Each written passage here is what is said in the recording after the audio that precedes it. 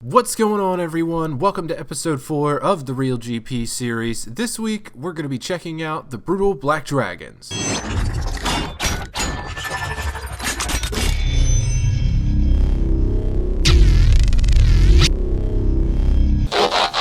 So here we are on episode 4 already. We've been through Kurosks, Brutal Blues, and Brutal Reds, and now we're finally at the last Brutal Dragon type that I'll be covering. If you're asking yourself, what about the Brutal Greens? You didn't do those. Waste of time. Don't even bother killing those.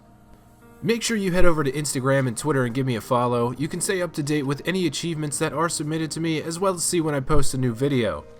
If you don't have any other CCs to hang out in, come chill in mine, which is the official clan chat of the Slayer Squad. The Slayer Squad is rapidly turning into an awesome community and getting better with each and every day. Whether you just want to find some new friends to boss with, learn how to boss, or just hang out and talk, it's a great place to come chill out. So now onto the content. As I said before, this week I'll be checking out the GP per hour rates for the Brutal Black Dragons in the same style that I did for Brutal Blues and Reds. I'll be splitting up the normal 25 hours into two 12.5 hour sessions so I can compare the Hunter Crossbow to the Blowpipe. You might remember that I previously did a Brutal Black Dragon video a long time ago that I used to find the gross income per hour. A lot of people like this, but a lot more people wanted to know the exact profit per hour, so I decided to go ahead and take the suggestion and revisit the Brutal Blacks to find an accurate number. Brutal Black Dragons are found in the Catacombs of Kourend, which is located on the continent of Zeah. They can be reached by either investigating the monument, taking the western path and following it all the way to the end, or using the rope that is hanging down in the northeastern quadrant of the Lava King house. If you need to see a map and a more detailed description on how to get to the Brutal Dragons, check out my Brutal Blue Dragon video where you can find in-depth methods of getting here. Like their Black Dragon counterparts, Brutal Blacks are the strongest type of dragon for this species. Weighing in at a hefty combat level of 318, these dragons can pack a hell of a punch.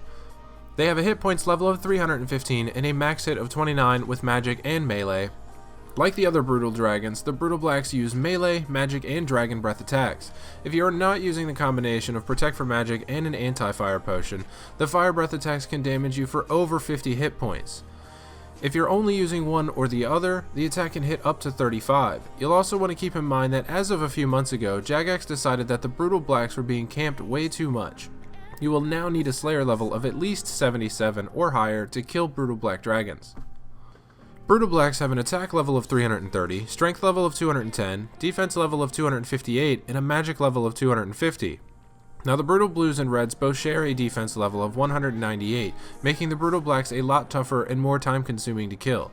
Not only does the additional 60 defense levels make it longer, but this combined with 30 more hit points than Brutal Reds and 70 more hit points than Brutal Blues makes them take almost twice as long to kill one Brutal Black as it does for 2 or even 3 Brutal Blues. As these dragons do use a combination of magic and melee, we will always want to be ranging them. Their primary weakness is range, so we have no reason to use any other combat style on them. So as for the drops, unfortunately with the rework of the Brutal Blacks, they no longer have a chance to drop the Dragon Full Helm. I think the reason for this was because of how much they were camped. The Dragon Full Helm was meant to be a very rare item, but with so many Brutal Blacks being killed, way more of them were coming into the game than was intended. Fortunately, it was a very rare drop and nothing else was changed. This still leaves the Brutal Blacks drop table as one of the best in the game for the least amount of effort. Brutal Blacks have a decent amount of rare drops on their table, which include the Dragon Plate Legs, Dragon Plate Skirts, Dragon Spears, and Uncut Dragon Stones, all of which are dropped at a rate of 1 in 512. Rune Plate Legs, Rune Full Helms, and Plate Bodies are a common drop you'll see quite a bit, and although the Dragon Med Helm is listed as a rare drop, I did find myself getting quite a few of them. And of course, Brutal Blacks have the chance to drop the Draconic Visage, which has a drop rate of 1 in 10,000, just like most other dragons.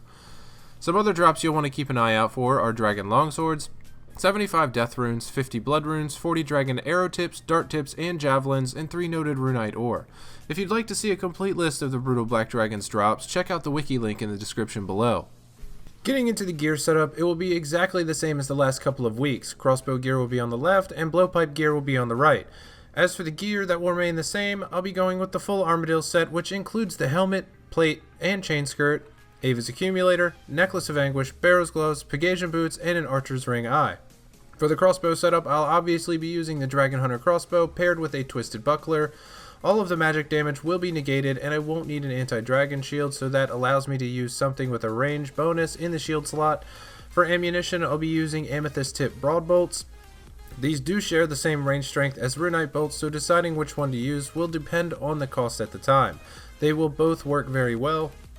For the blowpipe setup, I'll be using adamant darts, and since the blowpipe is a two-handed weapon, I can't use anything in the shield slot, but since our ammunition slot is now free, we'll want to be using one of the God Blessings to give us a small boost to prayer. If you're camping for a long time, that small boost can save you a lot of prayer points in the long run. As for the inventory setup, I went with one ranging potion, one extended anti-fire, one prayer potion, and house teleport so I could recharge my stats and bank quickly. Unless you have a lower range level, you won't find yourself needing too much prayer here. One prayer potion per trip will do the job. I found that using the Hunter Crossbow, I would usually use 2 doses of prayer potion per trip, and with the blowpipe, sometimes I'd use 1, sometimes I'd use 2, so it really just depended on how I was hitting at the time.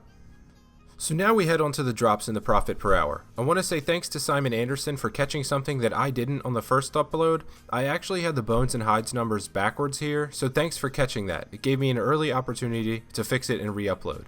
As usual, crossbow loot will be on the left side of the screen and blowpipe loot will be on the right side of the screen. We'll go ahead and start with the crossbow. Same as usual, 12.5 hours worth of loot for both weapons. Over the course of the first 12.5 hours, I ended up killing 383 brutal blacks with the crossbow. I ended up averaging about 30 kills per hour, definitely a good bit slower than blues or reds, so let's go ahead and take a look at what 383 kills worth of brutal blacks loot looks like. So after the 12.5 hours of crossbowing, I ended up with a total value of 9,381,720 GP. As for the supplies, I ended up using 20 extended anti-fires, 20 ranging potions, 35 prayer potions, 2,464 amethyst tip bolts, 67 house teleports, and 67 teleports to Kourend, bringing my total supply cost to 1,122,283 GP. This gives me a total profit margin of 8,259,437 GP. We'll go ahead and round that to 8.26 mil divided by 12.5, which gives me a total profit per hour of 660k. And now we'll go ahead and compare the blowpipe to the crossbow. With the blowpipe, I ended up securing 452 kills, which upped my kills per hour to about 36, but because of the high operational cost of the blowpipe, I don't think these 6 additional kills per hour is going to give the advantage to the blowpipe. So let's go ahead and throw the loot into the price checker. So 452 kills brought me in a total value of 11,326,857 GP.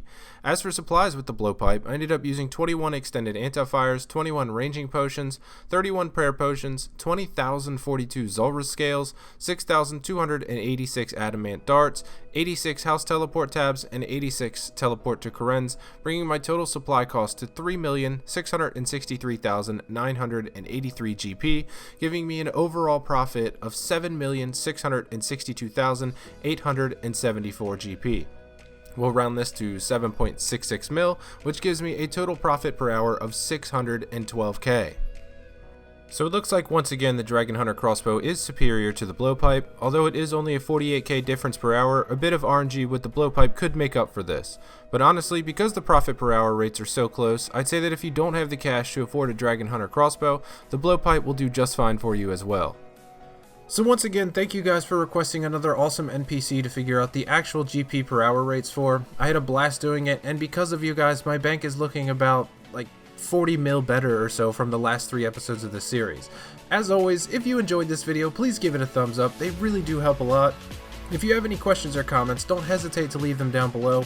I always try to respond to as many as I possibly can. And don't forget to tap that subscribe button on your way out. I will see you guys next week. Take it easy.